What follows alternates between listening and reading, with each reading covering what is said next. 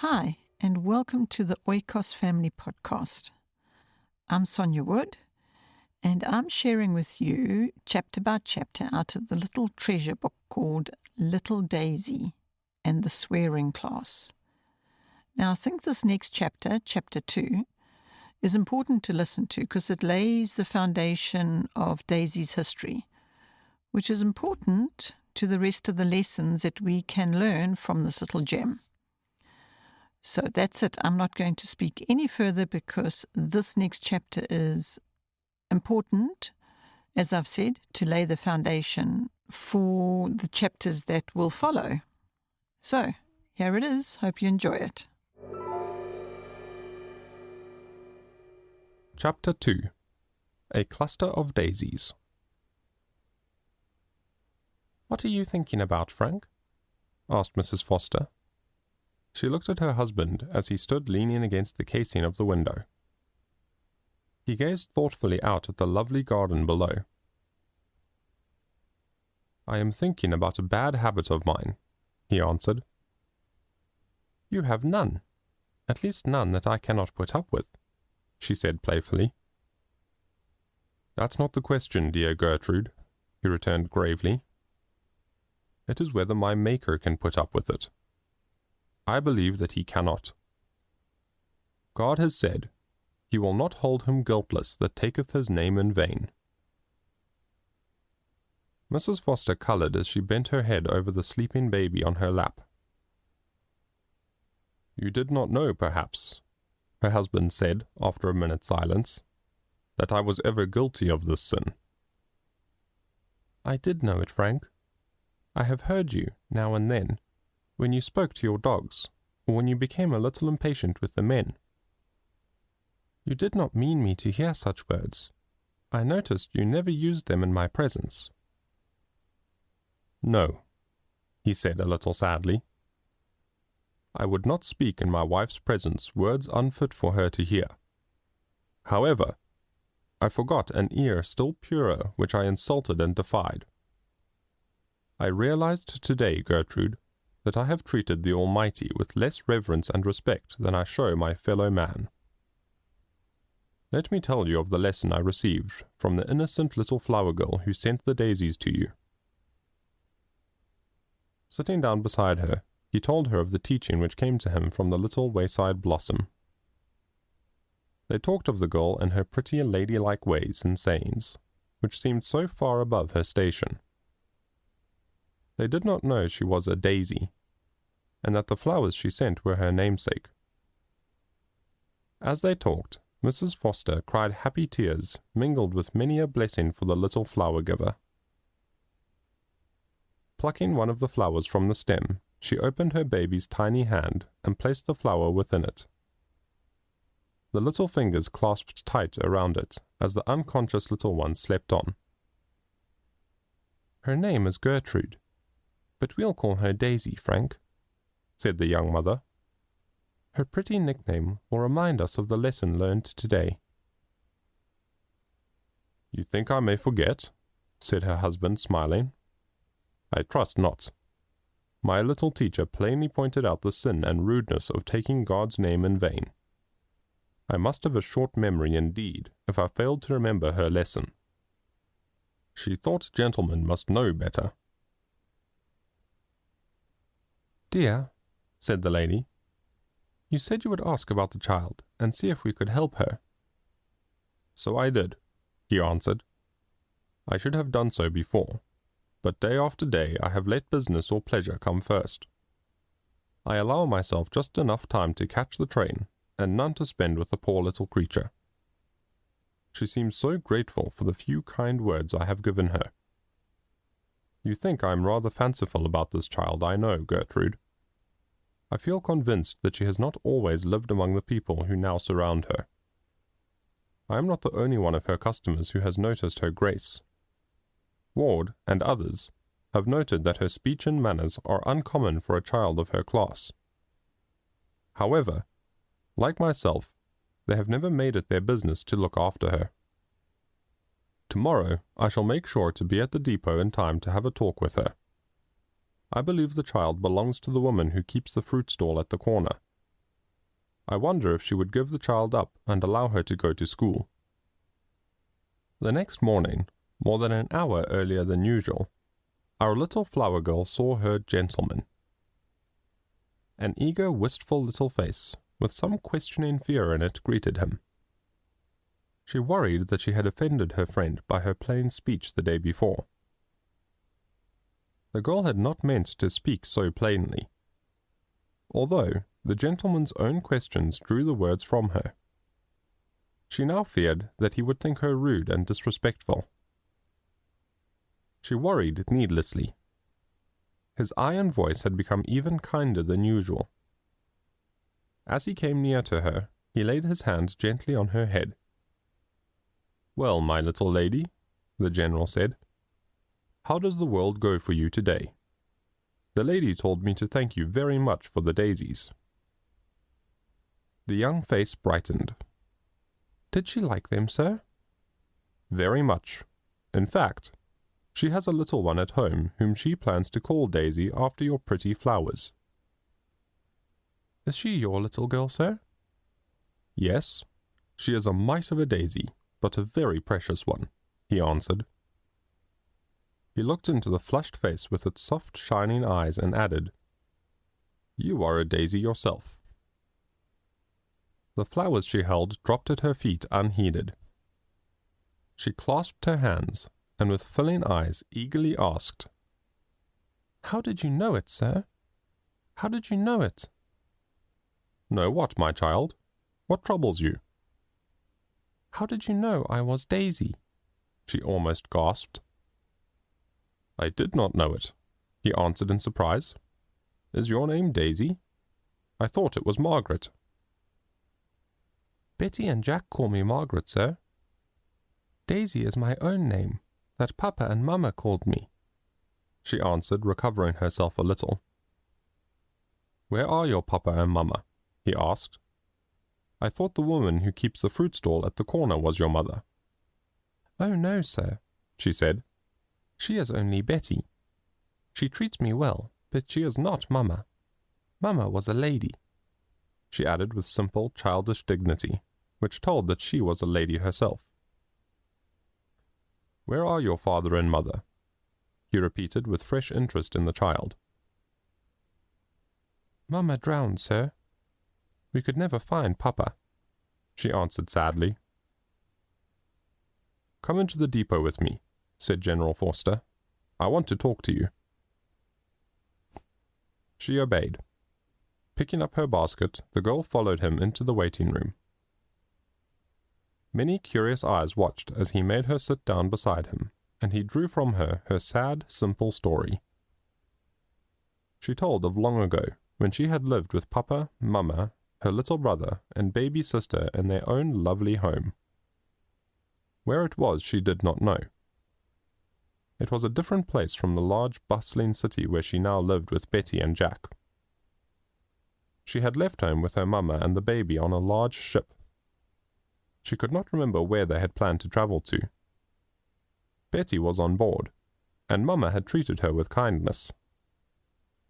A dreadful storm came, and there was much confusion and terror. Then it seemed as if she went to sleep for a long, long time. She remembered nothing more until she found herself living with Betty and Jack in their poor home. They nursed and cared for her during the many months she had been weak and sick. Now that she was stronger and better, she tried to help them all she could. She kept the 2 small rooms tidy while Betty was away attending to her stall. In the afternoons, she sold flowers that Jack raised in his little garden, and she arranged into bouquets. Finally, she told how, from the very first time she saw General Forster, she thought he looked so like Papa. The little girl told how happy she felt when he stopped to buy flowers and spoke kindly to her. The girl told her story with a straightforward and simple sadness, which went right to the listener's heart. The general had no doubt of its truth. The child could tell nothing of her own name or her parents, except that they called her Daisy at home. She had never since heard the familiar name until today, when she thought this stranger had given it to her. Betty and Jack always called her Margaret. She loved daisies dearly for the sake of their name, which had been her own. She raised and tended with loving care the little plant she had given to my gentleman.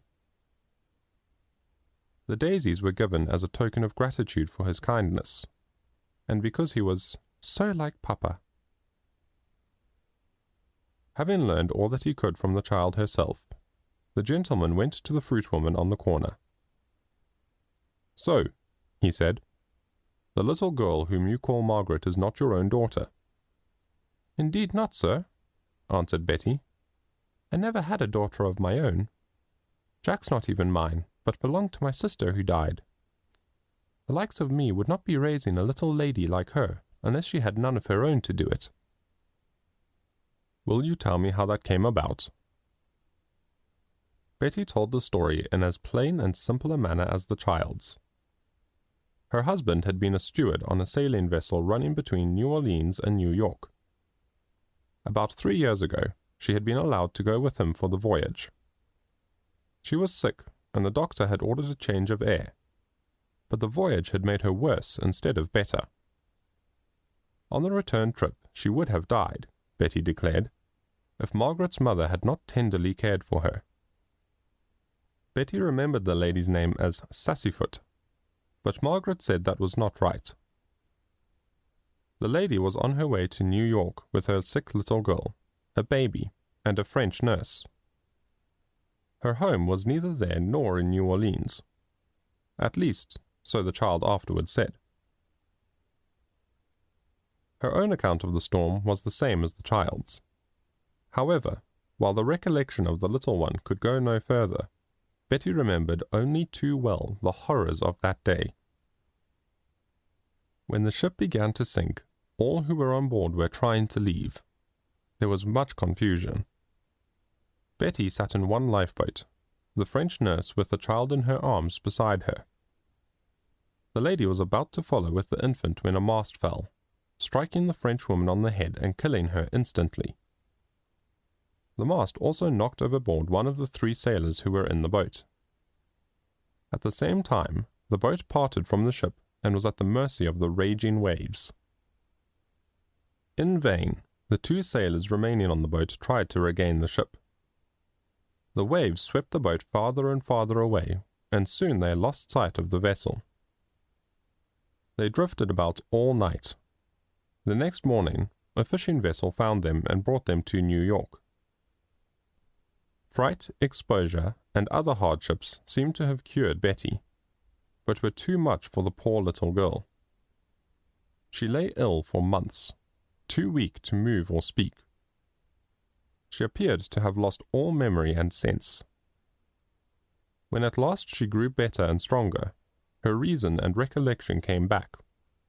However, she could not tell the name of her parents or her home.